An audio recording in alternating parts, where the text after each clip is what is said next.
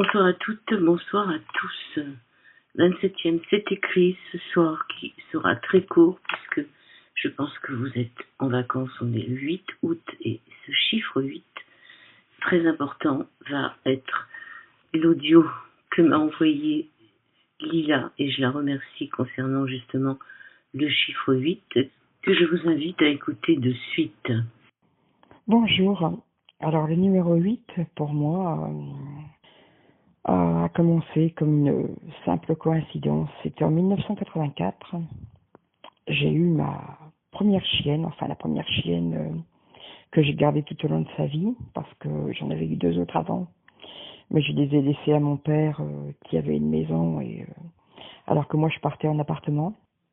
Donc je suis allée chercher cette petite chienne, Vicky.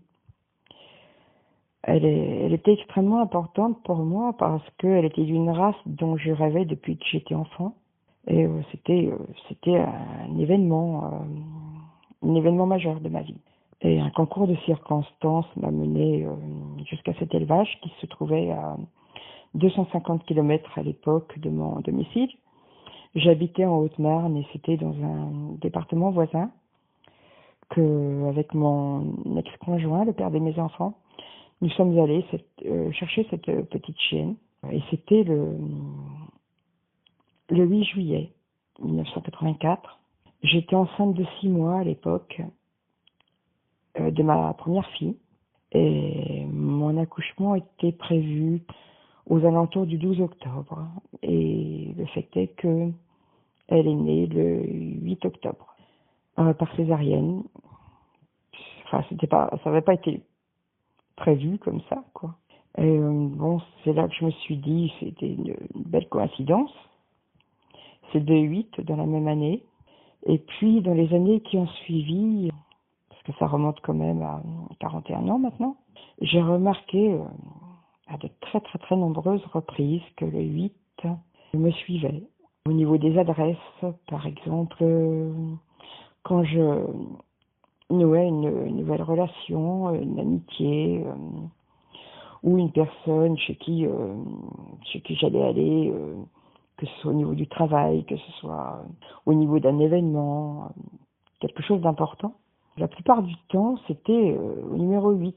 Quand c'était pas un 8, c'était un nombre qui additionné donnait 8, mais la plupart du temps, c'était un 8, bien visible. Ça arrivait plus souvent que le hasard n'aurait voulu, à tel point que j'ai fini de toute façon par ne plus du tout croire au hasard. Ma meilleure amie, par exemple, je l'ai rencontrée dans une conférence médiumnique, comme je l'ai raconté dans un écrit précédent. Cette conférence médiumnique, j'y suis allée pendant 2 ans. Cette amie a dû y aller 3 ou 4 fois, parce qu'elle habitait beaucoup plus loin. Donc elle y allait moins fréquemment que moi, mais c'est là que nous nous sommes rencontrés en 2006. Début 2006, c'était la 3e fois que moi je me rendais à cette conférence, et cette conférence avait lieu au numéro 8 d'une rue, dans le 8e arrondissement de Lyon. Ensuite, j'ai remarqué que ce 8 était souvent dans les numéros de téléphone des personnes qui allaient être importantes pour moi, enfin des personnes que j'allais revoir, ou qui deviendraient des amis, ou avec qui j'aurais un contact par la suite. Quelqu'un que j'allais consulter, quelqu'un comme un tatoueur ou comme une prothésiste ongulaire. Enfin, ce genre de choses. Que tient 08 ou même parfois 88 à la fin de leur numéro de téléphone, pour moi, c'est flagrant, ça a un sens particulier. Parce que quand il n'y a pas de 8, eh ben, je sais que cette personne, ou je la reverrai pas, ou il n'y aura pas de continuité. Et pourtant, je le fais véritablement pas exprès. C'est même parfois assez fou d'ailleurs, la façon dont ça se passe. Parce que c'est comme un clin d'œil que je peux pas renier. J'ai assisté à la naissance d'un de mes petits-enfants. J'ai 10 petits-enfants entre mes 2 enfants. mon fils en ayant 4, ma fille 6. Il se trouve qu'une fois, j'étais là, présente, lors de la naissance du troisième enfant de ma fille. C'est la seule et unique fois où j'étais là à une naissance imprévue, parce que nous nous baladions dans Lyon ce jour-là, on avait des choses à y faire, et puis voilà quoi. Elle a commencé à avoir des douleurs qui signifiaient que le bébé arrivait, et comme j'étais avec elle, eh bien je l'ai accompagnée à la maternité. Alors, on a appelé les pompiers pour venir la chercher, et puis enfin voilà, je l'ai accompagnée.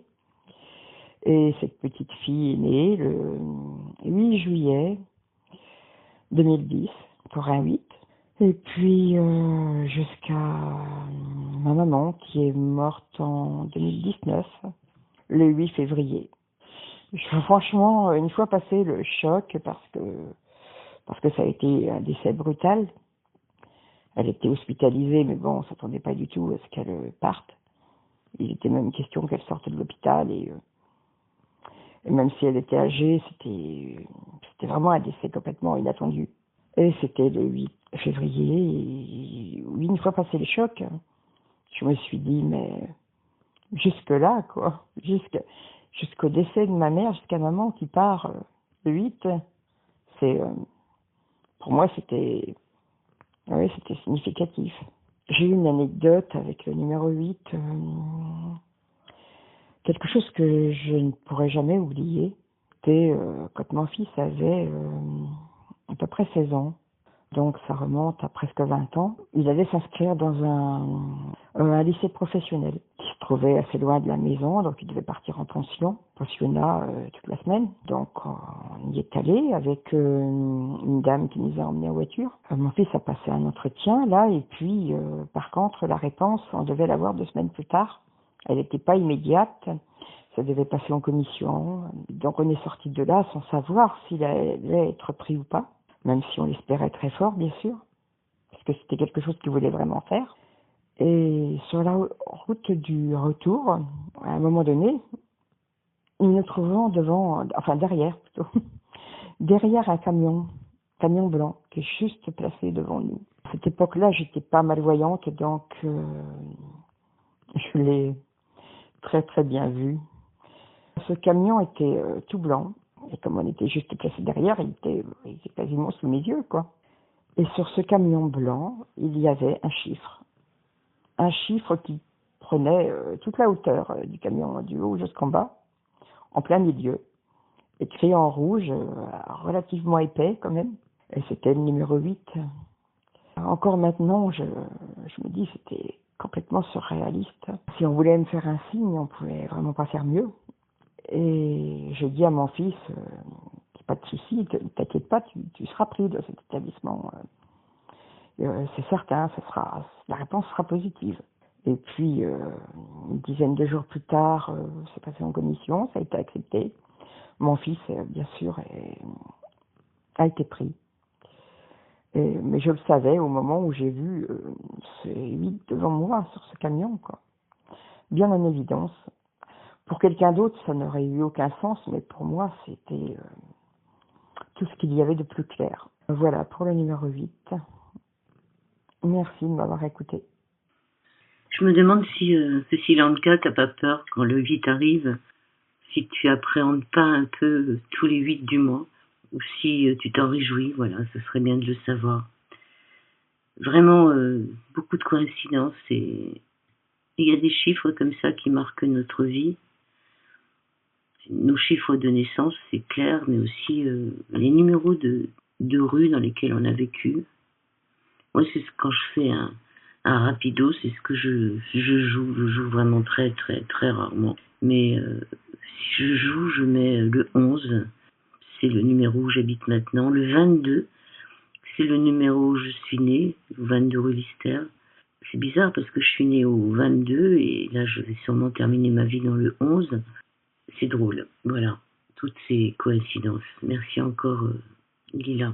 Alors, moi aujourd'hui, pas aujourd'hui, mais hier, j'ai été surprise dans la rue plusieurs fois de reconnaître des gens, enfin pas de reconnaître des gens, mais de me dire tiens, c'est marrant, cette personne, elle me fait penser à. Et forcément, on ne sait pas à qui. Donc, ça a commencé par une femme qui arrivait devant moi, qui avait un énorme sourire. Et ce sourire, c'était exactement le sourire de je ne savais qui. Et je réfléchissais, je me disais, c'est vrai qu'elle a la même corpulence et tout, qui ça pourrait être. Et j'ai compris qui ça pouvait être. C'était une cuisinière, une femme qui fait la cuisine dans un des restaurants où je vais de temps en temps. Et après, je me suis dit, mais en fait, elle est en vacances en ce moment, si ça se trouve, c'était elle, mais il était bien trop tard pour que je puisse retourner sur mes pas et lui faire un coucou. Bon. Et quelques temps plus tard, c'est pareil, je vois, alors là, c'était pas la bouche, le sourire qui m'impressionnait, c'était les yeux, c'était un regard que je connaissais, que j'avais déjà vu, d'une femme aussi. Alors, est-ce que ça vous arrive de temps en temps de voir des gens comme ça et de vous dire c'est marrant, il me rappelle quelque chose, il me rappelle quelqu'un. Et est-ce que vous retrouvez la personne à laquelle ça vous fait penser? Est-ce que ça vous arrive comme ça d'avoir des ressemblances avec des gens finalement ce sont des gens que vous connaissez qui se manifestent en face de vous par l'intermédiaire d'inconnus ou peut-être de connus, mais enfin par l'intermédiaire d'inconnus la plupart du temps. Ça m'est arrivé 3 fois ce jour-là, c'était hier. Alors est-ce que ça vous arrive aussi? C'est la bonne question. Et puis, il y a aussi un sujet qui pourrait être sympa, c'est la grâce. On dit qu'un enfant à 5 ans, on peut lui demander s'il a déjà connu un état de grâce et il vous dira oui. On a tous vécu des moments de grâce, des moments où tout s'arrête autour de nous. On est dans un état de grâce. Alors, est-ce que vous avez connu des états de grâce? Dites-le nous, dites-nous tout, ou taisez-vous.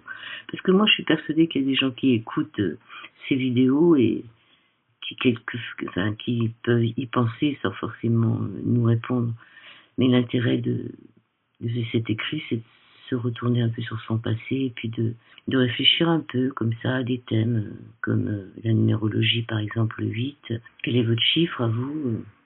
Quel est le chiffre qui revient le plus souvent? Ou ces synchronicités, ou encore cette façon de reconnaître dans des inconnus des personnes qui vous font travailler la mémoire, parce que c'est assez difficile des fois de savoir à qui correspondent ces yeux, ou cette bouche, ou ce regard, cette personne qui est inconnue mais qui vous rappelle quelqu'un d'autre, ou ces états de grâce. Voilà. Donc ça sera les sujets pour la prochaine fois, si vous le voulez bien. Je vous souhaite de très très bonnes vacances, que le soleil accompagne vos pas, et à très bientôt, j'espère, sur ce canal. C'est écrit où il n'y a pas grand monde, mais c'est pas grave. On est là, on est bien et on y reste. Bel été à vous.